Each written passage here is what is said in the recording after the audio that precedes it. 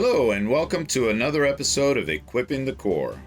The Marine Corps is aggressively modernizing to meet the threats of the future battlefield. Lethality is crucial for the individual Marine to be successful, but so is mobility across the full range of military operations. At the heart of that mobility is the new Joint Tactical Vehicle fleet. They provide our warfighters multi-mission role ground combat, tactical, and support vehicles. However, it's not just the JLTV. The entire tactical wheel fleet is evolving as part of Force Design 2030. The Marine Corps' Light Tactical Vehicle program has the unique mission of divesting of the legacy high-mobility multipurpose wheel vehicles, fielding more JLTVs, and replacing the Marine Corps' utility task vehicle with an Ultralight Tactical Vehicle. Today, I'm happy to have Jenn Moore on the podcast to give us an update on all of that and more. Jenn is the program manager for Light Tactical Vehicles in our Logistics Combat Element Systems portfolio. Wow, that's a mouthful. Couldn't get it all out. Jenn, welcome. Before we get started, can you tell us a little bit about yourself and how long you've been here? Thanks, Manny. Appreciate you having me here today. So I've been with the command a little over 11 years. Before I worked with the command, I worked in industry, specifically computer science. I was a software developer. Kind of took a little bit of a change. Wow, I'll say software development to vehicles. Absolutely, yeah. It's always been a love of mine. My dad didn't have sons, so my sister and I spent a lot of time with him in the garage. And I've been in love with cars and trucks ever since. Awesome. Well, that's fantastic. Well, it sounds like you ended up in the right place then. These are probably a little bit bigger than the car you'll fit in your garage. I want to get started and discuss our Humvee fleet. Obviously, it's been around for a long time, and we're starting to divest of it. I know the program office has been doing quite a bit of that work. How's that going? Can you tell us a little bit about the process, and what does this divestment mean for the fleet? Absolutely. So divestment of the Humvees is very much so one-for-one with every JLTV that we field. So as a new JLTV is in the process of being fielded, the receiving owning unit with the Humvee that's expecting a JLTV brings their Humvee. There's harvesting that occurs of equipment that's going to be reused onto the JLTV, and then the resultant Humvee is divested of. So the divestment approach that we have selected is equipment exchange. Okay. So in partnership with industry, these vehicles are demilitarized. We certify that they are in fact demilitarized, and they're put up for auction, again, through partnership with industry.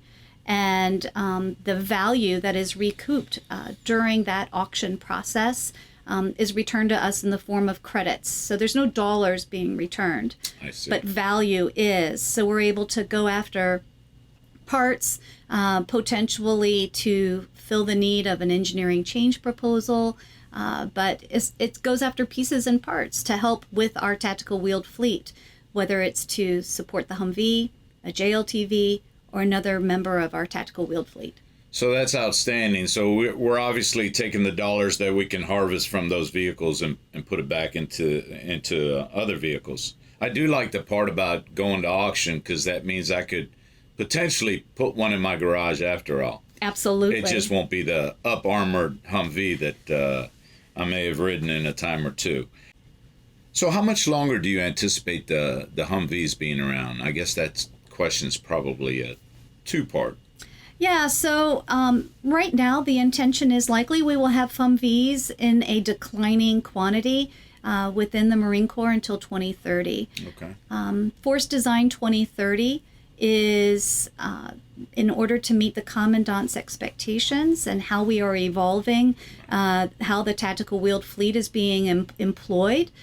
It's causing some things to shift left and shift right. So we're being very flexible in accommodating those goals. So if I understand you correctly, the Marine Corps has been making some adjustments in order to meet the Commandant's vision for 2030. I think over the last couple years, we've had some fluctuations in the numbers. And hopefully in the next 2 or 3 years, we'll have a little more stability on what the future looks like. But That's a great point. I mean, everything is on the table right now.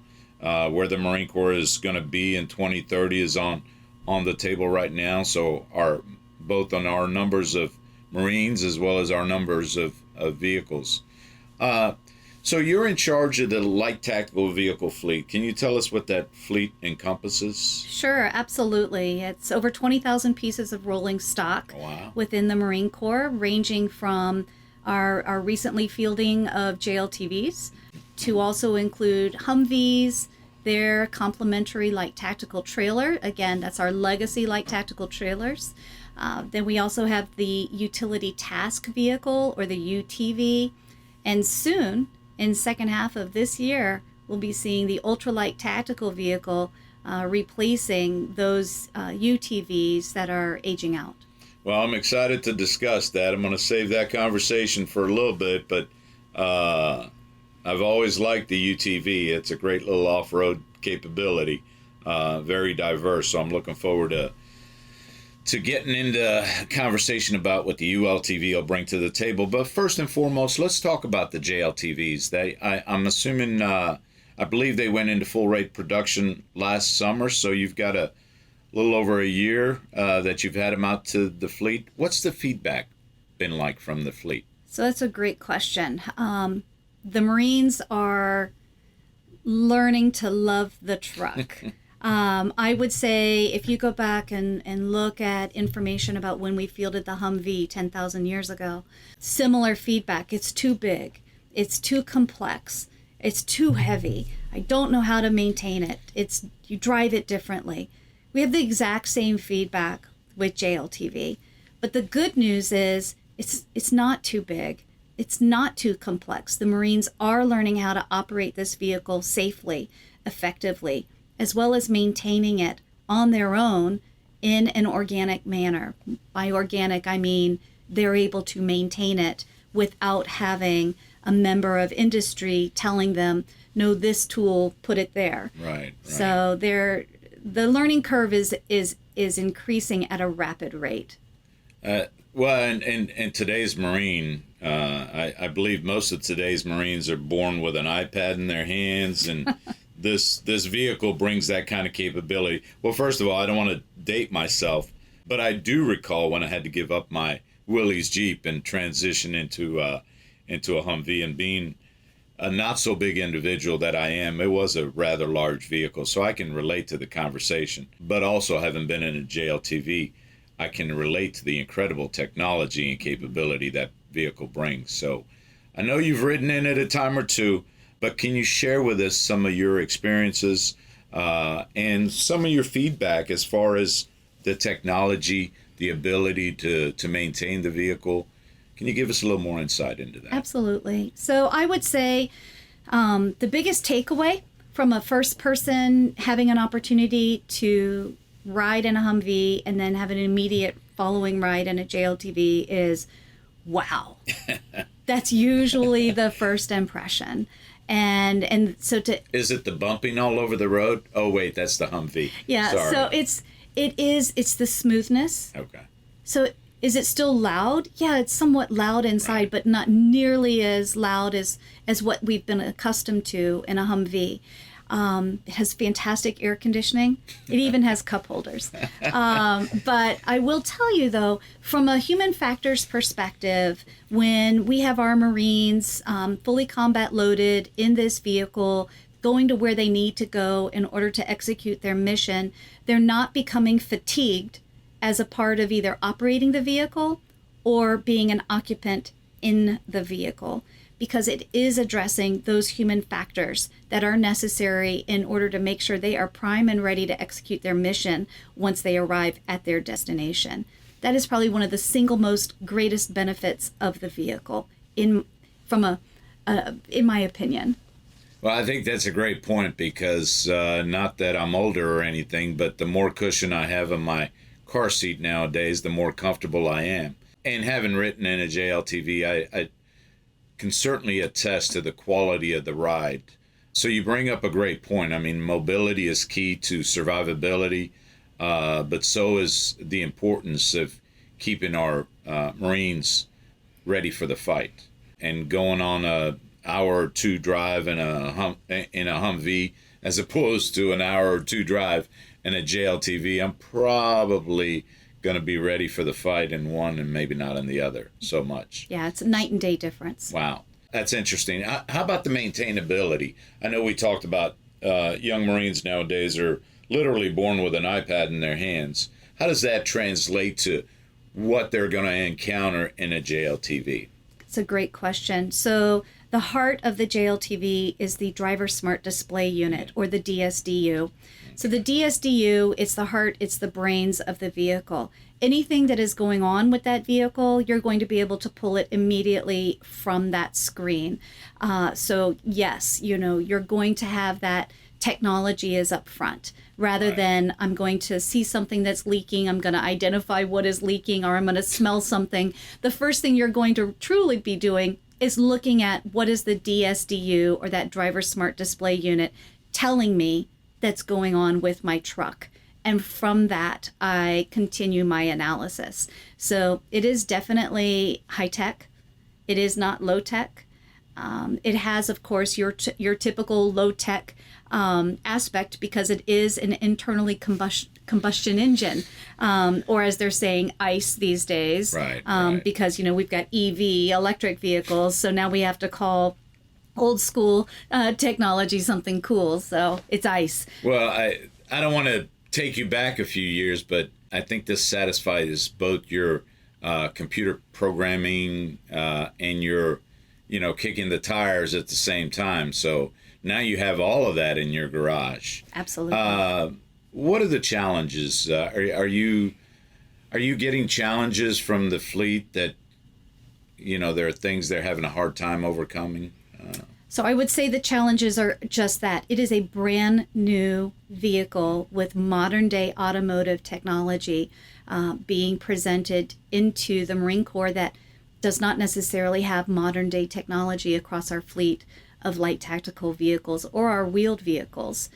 Probably the same type of feedback that our Amtrackers are having with the ACV replacing the AAV. It is truly it's a remarkable injection of current day relevant technology that is still scalable for the future. So it's that old age-old challenge of going from an analog system to a high-tech digital world. Absolutely.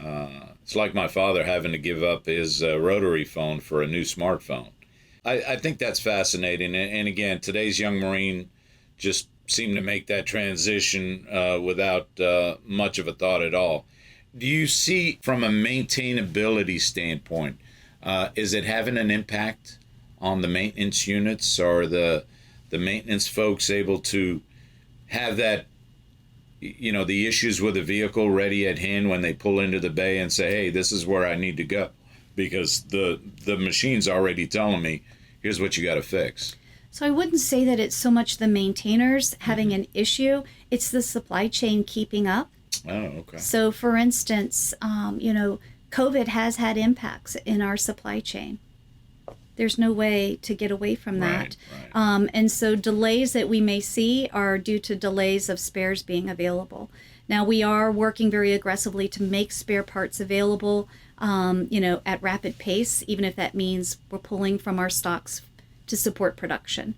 Right. But I would say that the maintainers, they're stepping up. They're making it happen. We do have, we'll call them graybeards, but we do have members of industry that are giving them that over-the-shoulder support so that they can have that higher degree of confidence and know that what they are doing, that they're spot on. I'm glad you said that, because change gears real quick. Can you give us an overview of what happens when a unit's about to receive their first JLTVs? Kind of walk us through the support they're getting or the support they're going to continue to get for a while. Absolutely. So we make sure, first and foremost, that they have an appropriate density of trained operators. And some of these infantrymen that are coming in may have had their driver's license for 72 hours. So tell us what's the difference on the training? How long is the driver's training? So the driver's training is 1 week long. Okay. And the majority of that is all hands. it's on hand rather, Right. behind the steering wheel. Trying to teach somebody how to operate this vehicle with a PowerPoint isn't very effective. And we've been able to continue with the operating or the operations training even during COVID. So it's been a challenge, definitely. So the trainers are going to the locations? Absolutely. We have trainers on location at each of our fielding locations. Wow. And so it's a complex scenario that we execute continuously, globally, around the Marine Corps all of the time. We are fielding at all of our locations all of the time. It's not like we're doing a stab and just going after one location. It's all locations all of the time. So, and again, I know this is, we're part of a joint program with the Army. So it's not just us getting these vehicles, it's the Army getting these vehicles as well. Can you touch a little bit on the relationship that we have to the Army and maybe some comparisons on how much we've fielded so far? Absolutely. So, yes, we are the Joint Light Tactical Vehicle. So we do have a joint partnership with the Army. And our partnership is fantastic. While our fielding methodology is different, because the Army goes more after a stabbing type of a fielding, where they identify single points and they field, and then they move to that next point. Oh, I got you. We also have differed a little bit in that we have a consolidated fielding point where we bring the vehicles from the manufacturer. We apply all of the changes that need to happen to that vehicle. We address any quality issues that may be occurring with that vehicle at that time. And then we send it to its final destination, whether it's, Camp Lejeune or we're going all the way out to one of the camps in Okinawa. Okay. But what we're finding with this approach, which by the way, it mirrors what MRAP used as well. So I'd like for the team to take credit that we came up with this, but it was a good idea by another. So we're stealing, AKA we're leveraging. But what we've done is by the time those vehicles show up at their final destination, it's days, not weeks, before the owning unit receives those vehicles. Oh, that's outstanding. So that was feedback that we took from the fleet, where they're seeing this iron mountain of JLTVs that are arriving, and it's weeks upon weeks upon weeks before they actually are fielded. So we've taken that out.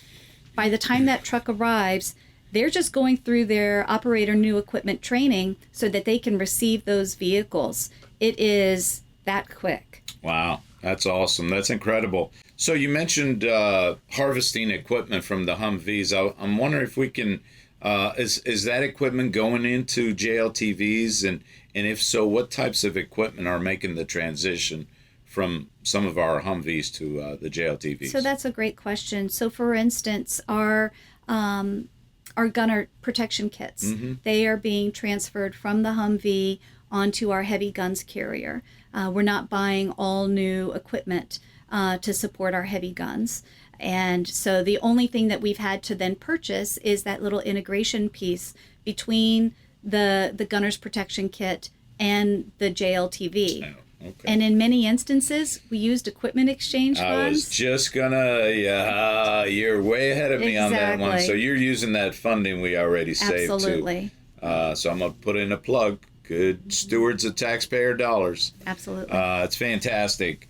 Are we getting that equipment ahead of time, pre-positioned? How does that work? And where is this work being done, if you can talk to that? Sure, yeah. So the work is being done in a variety of places. We have work that's being done on site. This, for instance, the installation of the gunner protection kit could be something that is happening at the fielding location, not the consolidated point. But for the most part, most of the installation of gear is occurring in our consolidated location. But when we have equipment that needs to be harvested on site, it is done on site at the fielding location with the specific Marine Expeditionary Force. Okay. So you mentioned COVID earlier and the impacts to the supply chain. I know, for instance, the auto industry is struggling with chips and things of that sort. Have you seen that impact down at at your level? And if Absolutely. so, you expect that to... Sure. So chips, steel, rubber for tires, Wow. they're all being impacted. And so, of course, we need to make sure that the parts are being procured from authorized sources. And so that does generate delays. It absolutely does. I will say, though, that our partners in industry, they are keeping their thumb on this pulse.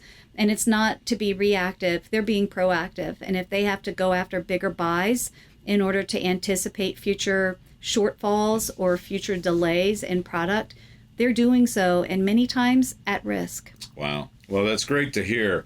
I don't want to get into specific numbers, but can you just give us an idea, roughly by the end of the year, say December time frame, how many JLTVs do you anticipate the Marine Corps will own by that time?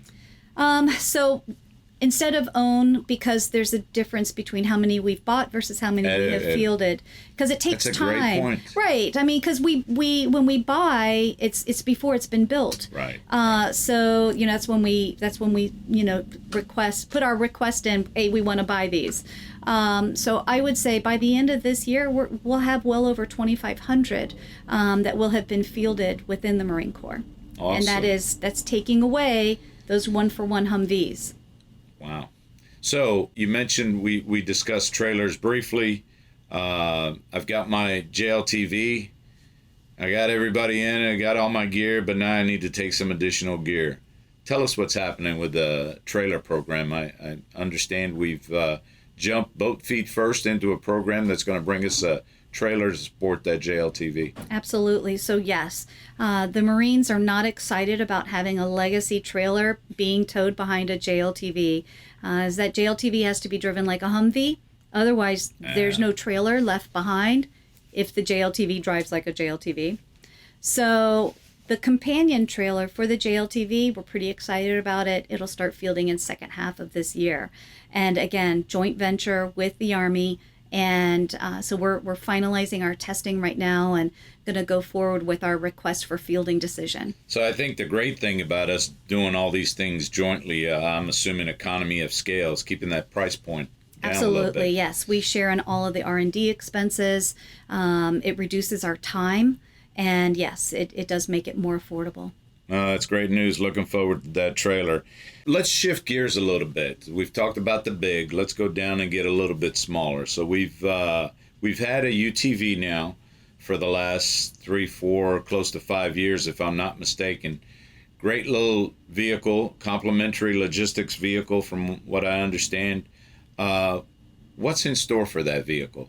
And tell us what's new. Thanks, I appreciate that. So the UTV, we began fielding in 2017, and it's a 5-year life cycle, non-developmental product.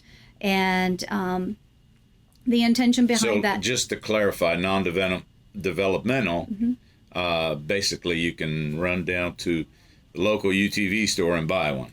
Kind of, but right. Not really. So essentially what that means is that the government has not invested significant research and development dollars in order to develop the capability. We're going after state of the shelf. What is available today that can meet the requirements of today's force? So with the UTV, we began fielding in 2017, and it was as a result of an urgent UNS that had come through, a universal needs statement that had come through. 5 years life, and the reason for 5 years, we wanted to make sure it had adequate supply chain to be able to support that vehicle. The Ultralight Tactical Vehicle, we're following somewhat of the philosophy that was used with the UTV, but instead of coming in later, we have partnered. It's not a joint relationship as we have with the Army for the JLTV, but it is a codified partnership with SOCOM, with the program manager for Family of Special Operations Vehicles, where the Marine Corps adopted SOCOM's requirements for their light tactical all-terrain vehicle, sprinkled in unique Marine Corps requirements, and together between SOCOM and the Marine Corps, my program office, we've been going after this capability. So SOCOM has taken on the procurement lead. Okay. We have taken the testing lead. And So the next vehicle that is, it's going to start being fielded in third quarter of this fiscal year. Wow. We've wrapped up most of our testing. We're working on transportation certifications. And Does that mean I can ride one this coming summer? Yes. Okay. Once it's fielded, absolutely, absolutely. So the feedback that we're getting from the Marines that have been a part of our operational assessment and our various validation and verification actions has been, when are we getting these? How many are we getting? Can we get them faster? So there's almost no limit to what the Marines are wanting to do with these vehicles, specifically with integrating capabilities. Whether it's a network on the move, whether we want to use it to carry the launching capability for small UAS, systems, or the lightweight Marine Air Defense Integrated System, LMATIS. On top of its initial intent is to that of lightening the load of the Marine. So logistics is its backbone, and then CASEVAC still of 2 wounded Marines, is its primary and secondary purpose. So, will it still be internally transportable absolutely. To our 53? Yep, it's actually the V-22. So it's MV-22 internally transportable. Wow. And it's going to have over 1,800 pounds of payload. So that's an increase from the UTV, which was 1,500. It'll have 24 inches of fording and at no less than 12 inches of clearance from underneath the vehicle. Even when it's at full payload, it's not going to, drag down. So I'm assuming a little bigger tires and whatnot from the current system. Yes. Wow, that's great. You mentioned something I want to focus back on a little bit. You talked about Marines doing field user evaluation. Can you enlighten us a little bit? I mean, a lot of people may have the perception that we have a bunch of engineers and some acquisition people, and they get together and say, hey, this is a great capability. But you do a lot more than that when you're looking to field a new capability. Absolutely. So getting end user feedback all the time, it's paramount. And it doesn't just start with the testing of a vehicle once it's been selected. It starts well before then. So for instance, all of the feedback that we received on the utility task vehicle was included with, to industry when we were working to identify, who is going to, be able to manufacture this greater capability. And so manufacturers and industry, they listen. They want to know, what can we do to our vehicle in order to meet or exceed those expectations? So you've been building on this library of feedback on the UTV, the version that's outgoing for the last 4 or 5 years then. Yes. So it's a constantly it is. Evolving. So I'll give you a good example, and I know I'm jumping back to the JLTV, but this was a simple one, and actually I had just learned about it in the last couple of weeks. There's a cutout in the seat back of the JLTV, and I had no idea what it was for, and then I learned it's so that we do not essentially blow the water bladder that is sitting on the back of the Marine, because it sits outside. The camelback. Their camelback, yes. I mean, to put a label on it, but it sits outside of their armor. Wow. And so when they would sit inside the vehicle, and it's them, their armor, their water, and then the seat back, they were crushing the water. You don't want to lose your water. So again, make a comparison between my old Jeep and the ergonomics of today's vehicle night and day, and you can't even begin to but that was immediate feedback that was taken. Wow. And so now we don't lose our water. Oh, that's fantastic. What's your expected life cycle for the ULTV? So right now it's still 5 years. Okay. And it's not because there's concerns of supply chain. We have been given guidance from the manufacturer that they're going to stand by their product for at least 7 years. So what we're looking at is corrosion. We work in a maritime environment. We have salt water, we have salt fog, we have salt spray. Wow. So we're doing some corrosion testing on this vehicle, and if we can extend beyond 5 years, we will. If we can't, then in a safe manner, then we won't. Safety is paramount. So corrosion is a wonderful topic, and I think one for a future podcast, because I think folks would be astonished at the amount of work that goes into ensuring that our vehicles and their fenders and everything else is survivable. Not just dealing with the salt that we get on 95, but the salt that we get in the Atlantic or Pacific or otherwise. That's fantastic feedback.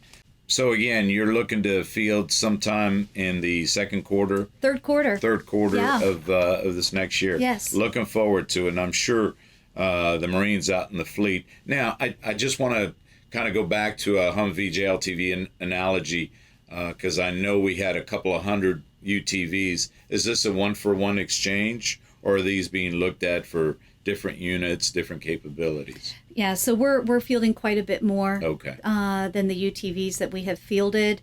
It's still going after our infantry and our reconnaissance, but in support of Force Design 2030, that is definitely forcing the hand of who is going to be fed first. Oh, okay.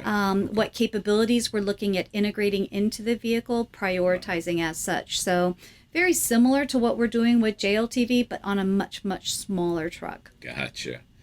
You mentioned industry paying attention and listening to some of the issues or lessons learned, shall we say, that you've had on some of these vehicles. What's your engagement with industry?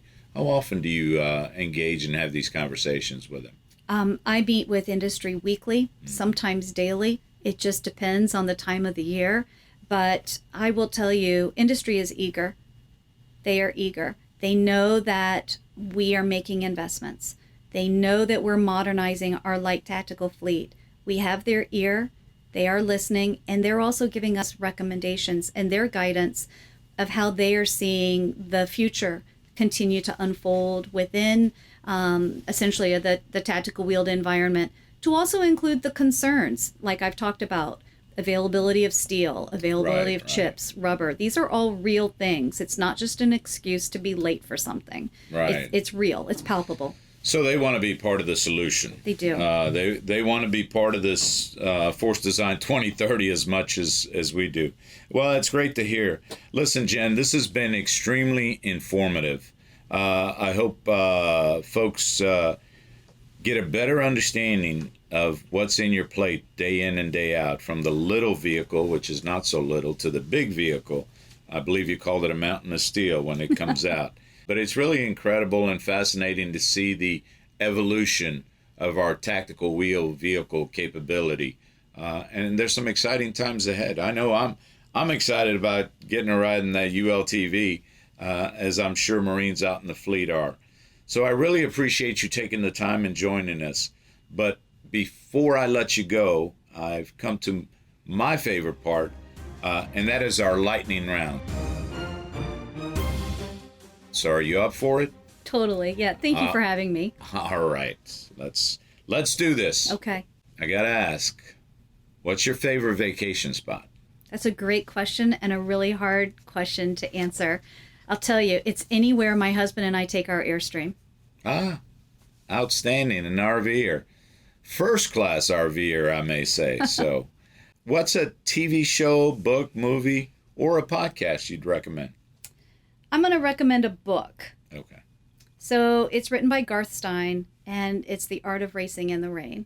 Wow. It's a fantastic book. It's a story about love, which is wonderful, resilience, and of course, race car driving. And it's all told from the perspective of a dog. I can see there's a little bit of that in your blood. Yeah. So, and it's told from the perspective of a dog, and I love dogs as well. Oh, wow. It's an outstanding book. I know they've made a movie. I haven't seen the movie because sometimes after you've read the book, a movie spoils it. I highly recommend the book. Well, that's awesome. I look forward to it. I'm going to have to add that one to my list. If you weren't doing this now, what would you be doing? So if I was not a civil servant working as a PM, I would, if money was not of concern, I would say I would be the very best wine pourer at a winery, because folks are happy. I'm talking about something I absolutely love, And it's a fantastic environment. Everybody's happy. So I'd venture a guess, but I'm just saying they call what is that saying they have? Napa sells auto parts, Virginia sells wine. So I'm assuming you've gone out on the wine trail here a little bit. Absolutely. I thought you were going to say a race car driver, but that's okay. That's a different life.